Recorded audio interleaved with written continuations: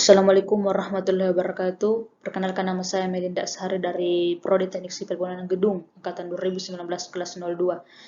Jadi dalam mata kuliah Etika Profesi Keteknik Sipilan ini, saya akan sedikit menjelaskan tentang beberapa etika dalam profesi bidang teknologi. Jadi langsung saja kita masuk ke pembahasannya, tapi sebelum melangkah lebih jauh ke dalam pembahasan inti, yang pertama adalah saya akan menjelaskan apa itu etika. Jadi etika itu adalah ilmu dalam mempelajari atau mengenal baik dan buruknya moral seseorang atau seorang manusia. Jadi dapat diartikan bahwa etika ini adalah kumpulan ilmu dalam mempelajari moral serta asas atau kode etik manusia. Jadi langsung saja untuk mempersingkat waktu kita masuk ke pembahasan inti. Dalam pembahasan yang pertama, penjelasan berbagai etika terkait penggunaan dan pemanfaatan teknologi. Jadi bisa kita lihat bersama di sini pengertian teknologi. Kemudian ada 9 kode, ada 9 etika yang perlu diperhatikan dalam penggunaan TIK, yang dimana salah satunya adalah menggunakan alat pendukung TIK dengan bijaksana dan merawatnya dengan baik. Oke, langsung saja kita masuk ke pembahasan kedua untuk mengefisienkan waktu.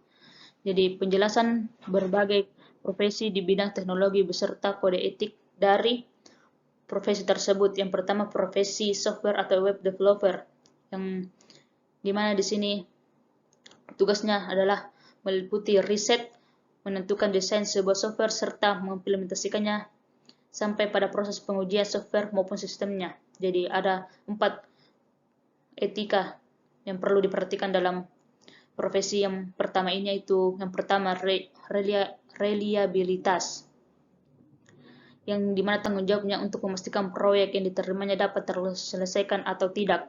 Kemudian kerahasiaan dalam menyimpan dan merasakan akses serta kode username panel-panel yang digunakan dalam sebuah proyek yang sedang berlangsung. Kemudian yang ketiga, kegunaan website, di mana kegunaan di sini website itu harus memiliki tujuan dan memudahkan klien dalam penggunaan website tersebut serta fitur dan fasilitasnya tercukupi. Kemudian yang keempat, keabadian website, di mana website ini harus bekerja sama dengan webmaster agar tanggung jawab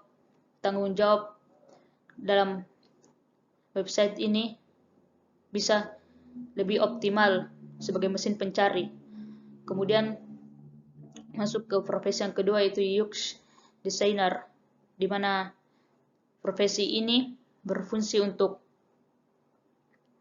menampilkan interface yang seragam seperti font, layout, maupun segi warnanya. Nah, pada profesi ini etikanya hampir sama dengan profesi sebelumnya. Jadi langsung saja kita melangkah ke profesi yang ketiga, yaitu security analyst, di mana seperti namanya, profesi ini memiliki tanggung jawab dalam pengembangan sistem keamanan jaringan komputer di sebuah perusahaan maupun instansinya. Jadi ada beberapa etika dalam profesi ini, salah satunya adalah harus dapat bekerja sama sebagai tim. Kemudian langsung saja kita masuk ke profesi yang keempat, yaitu data analis. Itu dimana tugasnya adalah beragam dan selalu berkaitan dengan data. Kemudian ada beberapa etika yang harus kita perhatikan dalam profesi ini. Salah satunya adalah seorang analis sistem harus dapat memutuskan sesuatu dan harus mengambil sikap yang tegas. Kemudian kita masuk ke profesi yang terakhir atau profesi yang nomor 5, yaitu hardware engineer, di mana profesi ini harus berkaitan dengan perangkat lunak dan bertanggung jawab pemeliharaan perangkat keras yang digunakan. Beberapa tugas penting yang dilakukannya antara lain mengkonfigurasi perangkat keras dalam komputer. Kemudian ada beberapa etika dalam profesi ini. Salah satunya adalah memperlakukan dengan adil dan rata semua orang tanpa bergantung pada faktor seperti ras, agama, gender, cacat maupun umur. Jadi itulah sedikit penjelasan saya mengenai profesi dalam bidang teknologi, mengenai etika profesi pada bidang teknologi. Lebih dan kurangnya mohon dimaafkan.